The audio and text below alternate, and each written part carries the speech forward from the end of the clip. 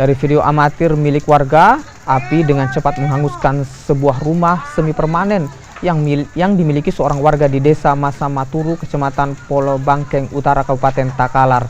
Menurut saksi mata, aksi pembakaran dilakukan oleh orang tak dikenal.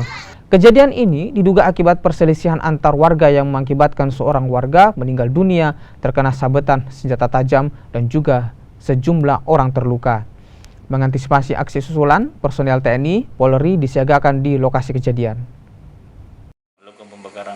Itu jam berapa kejadiannya? Sore Pak? Atau Sore. Sore Pak ya? Iya. Berarti orang tidak dikenal dia datang ke sana? Iya. Tiba-tiba satu rumah. Satu rumah.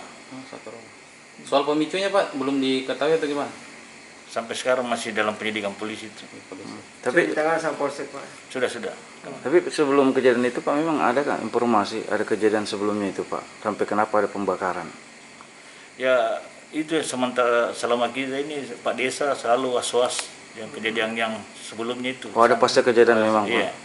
Kejadian apa itu Pak?